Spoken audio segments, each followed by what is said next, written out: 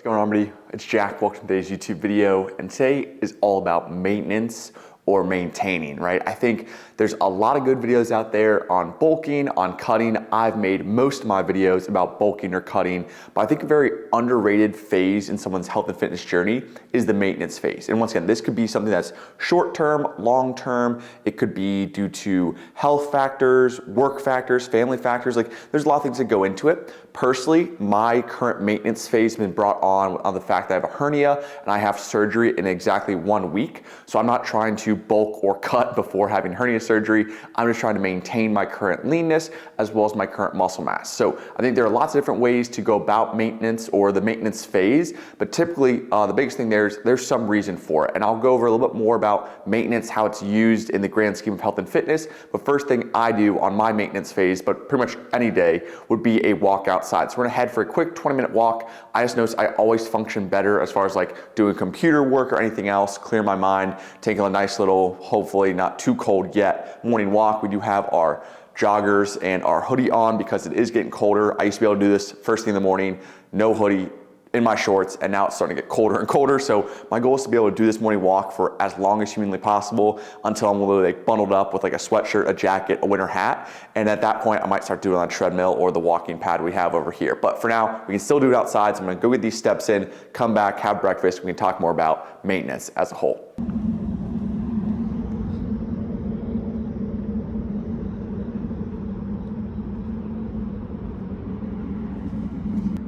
Also, one thing that's actually kind of crazy is the sun used to rise like over here in this area. And then obviously as we get later in the year, the tilt of the Earth's axis around the sun, it's now rising over there. So this entire walkway used to be filled with sunlight because the sun was coming from over there.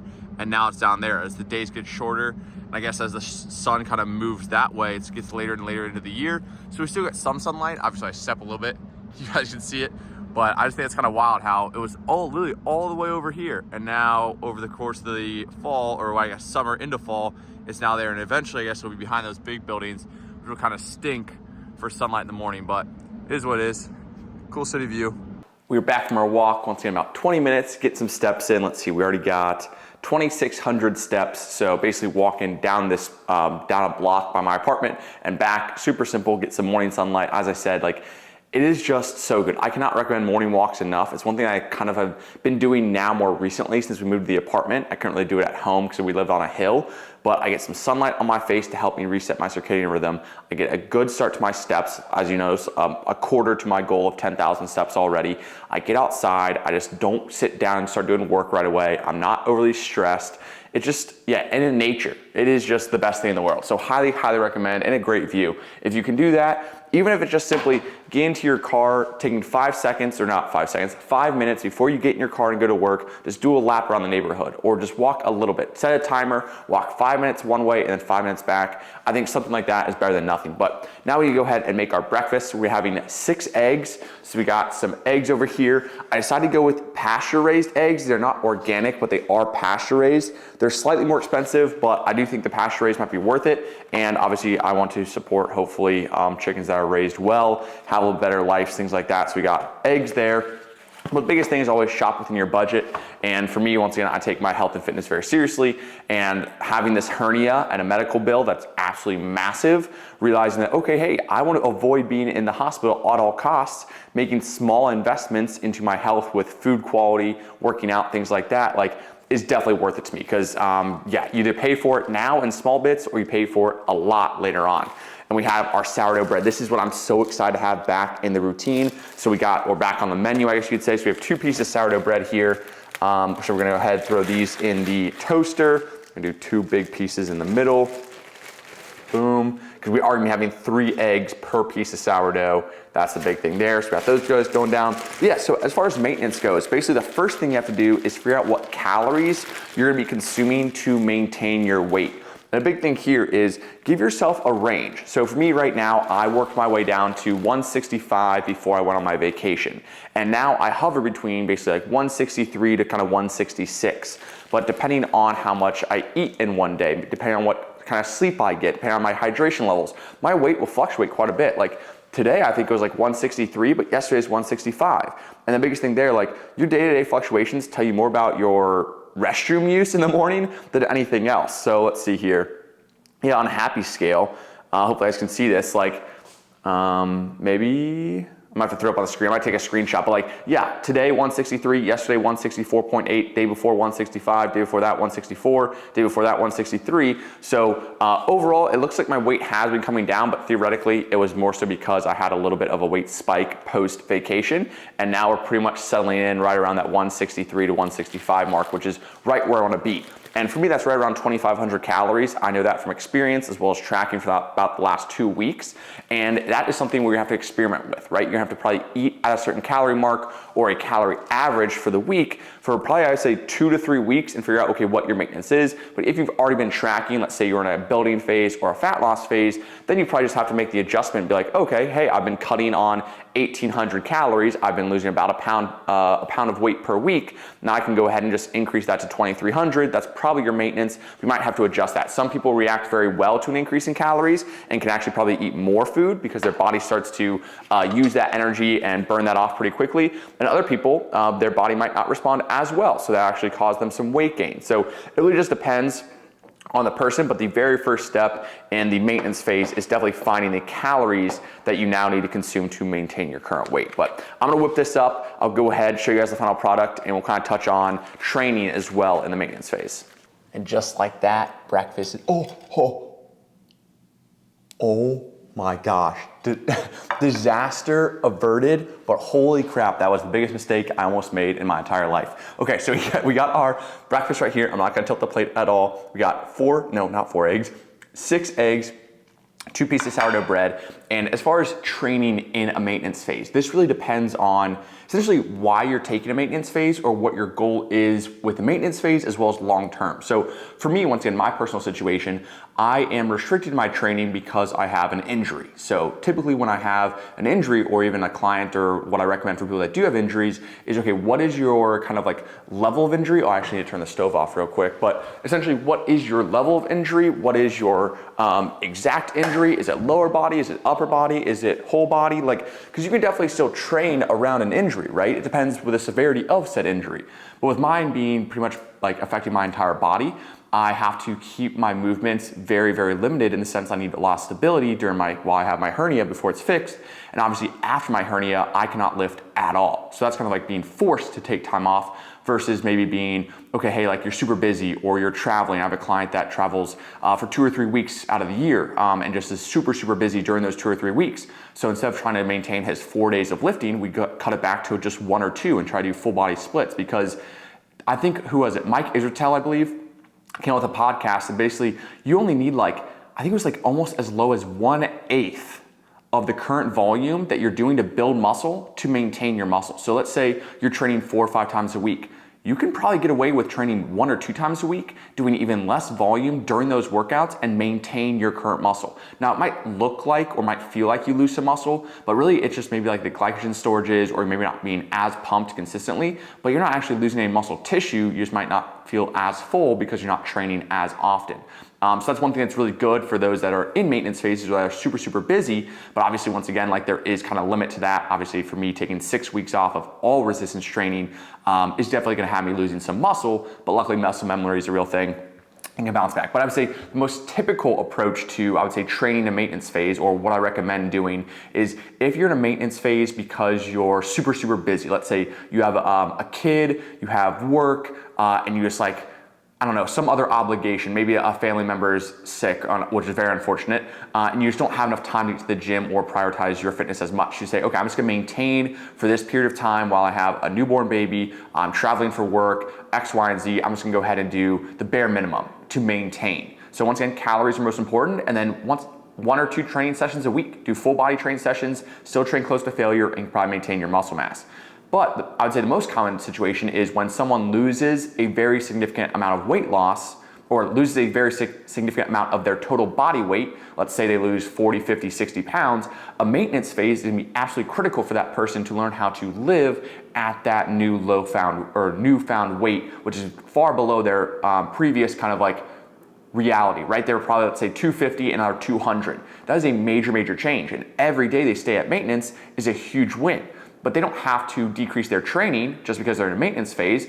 They still have hopefully the same amount of time, same amount of dedication, and now they just get to eat more food while training, while still getting their steps in, and while creating a new routine around this newfound weight loss that they've undergone. So in that case, I would say maintain the same exact training, 4 or 5 days a week, sometimes 3 to 4 days a week. Maintain that same level of training. You have more food, more fuel, you can probably perform better. And even though maybe you're not trying to gain weight, you will probably notice an increase in your physique as well as your performance. But typically that's the most common place, is where someone loses a ton of weight and they maintain. But yeah, I just want to take you guys through the day. If I think of any other tips and tricks, I'll definitely let you know about like the maintenance phase. But for me right now, I'm doing it because I have hernia surgery coming up and I'm limited in what I can do in terms of training. So I'm like, all right, I'm just gonna try to maintain my current physique, weight, muscle mass until I have surgery. Realize surgery is gonna happen, which is not gonna be ideal. I'm gonna actually take a lot of time off. And then as soon as surgery's over, I get cleared to lifting, I'll start slowly getting back into things and then building back the muscle that I might lose having to be forced to take time off. But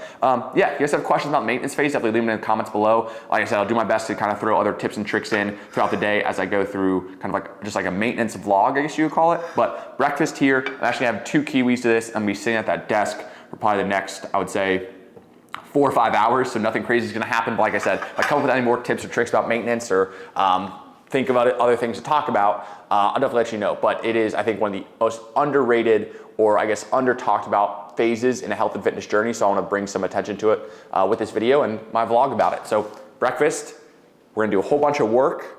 I'll keep you guys posted on the rest of the day. We've been sitting at this desk for a very, very long time. It is 1:11 and I know it's time to go ahead and get our workout in when I start to get antsy to sit at my desk and I'm like, okay, I need to go get this workout done. So that's what we're gonna go do. I actually just filmed this exact workout for a training with a hernia video. So if you wanna see the exact workout, my approach to training right now with my hernia, you can check that out. But as far as the maintenance training, as I mentioned before, there's kind of 2 different approaches. And right now I'm taking the approach of as much or as little volume and intensity as possible just to maintain the muscle mass, right? So depending on what your situation is, you kind of have like the minimum training volume that will allow you to maintain your muscle mass. That's what I'm going for right now. I'm really doing like 2 back exercises. I'll do 1 or 2 bicep exercises, 2 sets each, get in, get out. It takes me maybe 35 minutes, which I love because right now, like I am very busy building a business, clients, all that kind of stuff. And just the fact that I can still lift a little bit with my hernia, but I am limited on my exercise selections as well as the intensity I can push. Obviously not trying to make this any worse, the fact that I have surgery in exactly 1 week. But also as far as just the maintenance phases in general, I wrote down a few things as far as like, there's different names for it too. Like a maintenance phase could be anywhere, I'd say typically like 2-3 weeks plus, but also there are other names for it like a refeed or a diet break. Those can be shorter term maintenance phases, right? So if you've been dieting for a long time, let's say you lose like 30-40 pounds, that might be a full maintenance phase. Or if you're in a case where you lose 20 pounds and you're kind of been dieting for, let's say, 4 months at that point, you're starting to feel a bit worn down, maybe do a diet break, which is basically a week at maintenance. So it's just another name for a maintenance phase. Or occasionally I have clients that I implement refeeds with, which is basically just a day where we go to a single day, once a week, where we go to maintenance calories to have a little more flexibility. So there are lots of different ways to implement these maintenance phases. I just don't think they're talked about enough, and they get different names and feel like, oh, like I don't think that's the right way to think about it. But the biggest thing there is if you lose, let's say 40, 50, 60 pounds. I have clients that have lost over 60 pounds. A maintenance phase is a tremendous way for them to realize, okay, I can maintain this lifestyle. I now am no longer in a calorie deficit. I'm not trying to lose more body fat. I'm trying to maintain my weight. And they notice how quickly they go from feeling hungry or a little bit of kind of like hunger during a fat loss phase to feeling satiated and full in a maintenance phase and realizing like, oh, okay, the calorie deficit is the non-sustainable part. The maintenance phase, that's sustainable. And then they can enjoy training again, get more food, more flexibility, all that kind of stuff. So I think a maintenance phase is ultimately a very, very important part of anyone's health and fitness journey, learning how to maintain weight loss, right? Especially if you're happy with your physique, how you look, maybe you have a vacation coming up, you don't actually gain any weight, or you want to go into a building phase right away. I think a maintenance phase is a great thing to use in not only the short term, as in almost 1 day a week, but also in the long term of several weeks or even months at a time, because it really depends on everyone's situation, but I think a maintenance phase is critical. Without further ado, I'm gonna go ahead and get this workout done. Also, I realized I had a snack. I had a protein bar and a banana. I'll film an entire full day of eating at my maintenance tomorrow, so you guys can see exactly what my 25-ish 100 calories look like, as well as my protein. So I'll film a full day of eating tomorrow. Right now, we need to go down, get that workout done, and then I'm gonna come back up, do some more computer work, and hopefully head home to walk Maisie and hit some golf balls. Take you guys along the ride for that as well, because yeah, it's supposed to be like basically a mix of information and a vlog, informative vlog style today. But yeah, let's go get this workout done. I'm delaying it too long. Workout's done. Only took about like 45 minutes, but I did walk for about 15 minutes before the actual workout. So solid 30 minutes, just exactly like I did my pull day that I mentioned was in the how to train or how I'm training with a hernia video. Now we've got a pound of ground beef as well as an avocado cut up here. Had some baby carrots as well before this. I'll probably have maybe a kiwi or some blueberries after this as well for some more carbs and vegetables. But yeah, 1 pound. Typically this is my dinner, but since I'm gonna be going home, to walk Maisie. Once again, I got a little bit more work to knock out. So hopefully home around 4, walk Maisie, see my parents, talk to them, go hit golf balls with the guys, come back, and instead of having a giant meal right before dinner, I'm just gonna do the protein shake before dinner. So as I mentioned, I will still do a full day of eating tomorrow. Everything that I eat, macros, calories, all that good stuff. Since today was once again more like talking about that maintenance phase. Also, I was actually gonna make a whole series about this, about my maintenance phase, because that was my initial plan. When I finished my summer shred, I was right around like once again 165-ish, and my plan was like, I just wanted to maintain that. I really liked how I looked, I really liked how I feel.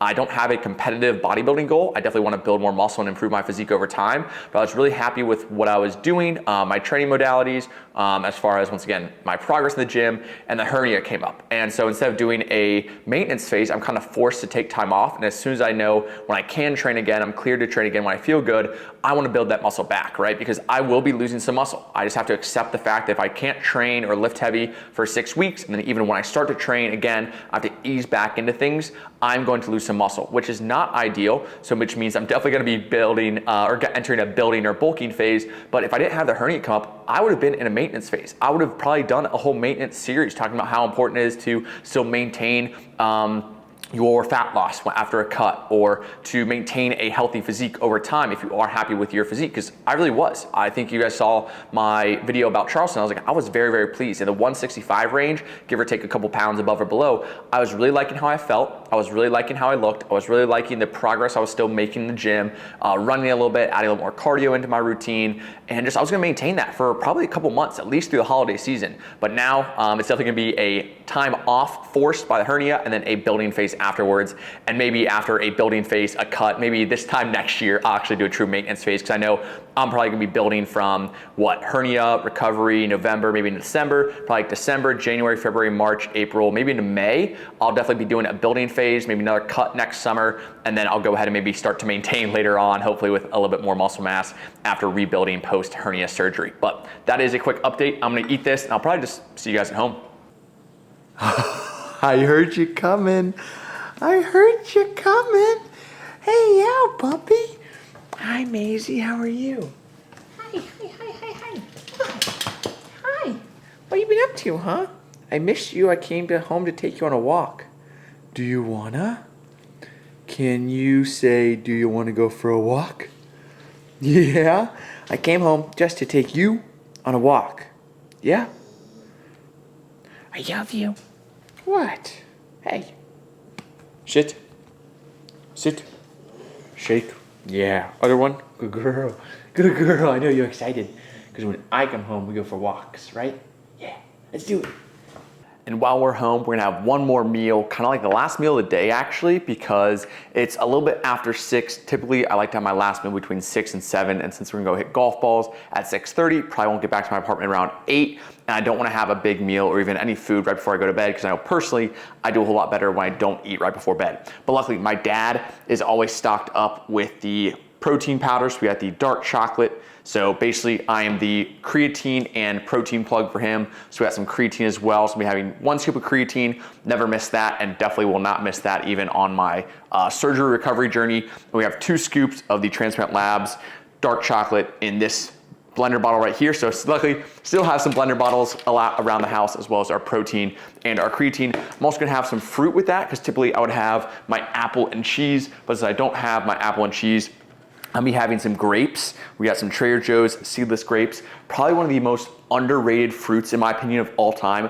I love grapes, especially like good green grapes. I don't know what about it, but a crispy grape has a little bit of crunch to it. Nothing better, especially very, very refreshing on a summer's day. And it's still like, let's see, 88 degrees right now. So it's gonna feel really, really good or taste really, really good. It'll be refreshing. But yeah, that's the wrap on home. So you got creatine, doing 2 scoops of protein, stealing from my dad's stash, and also some grapes, and then go hit some golf balls, and then yeah, head back to the apartment. But that's gonna be my last food for the day is gonna be the protein shakes and the grapes.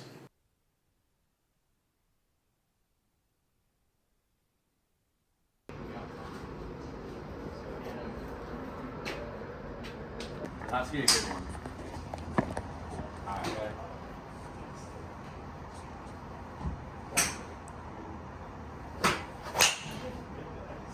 There we go. All right, one and done. That's gonna be a wrap on the video. I completely forgot to bring my camera out. Honestly, not too mad about it because just got to hang out with the guys, hit some balls, and then I got one single clip. I was like, I have my phone on me. Jack Weekend, just take a video of me hitting one ball so I can say I did what I did or prove that I did what I did. But yeah, that's me wrap on the video. Once again, any questions about maintenance, definitely leave them down below.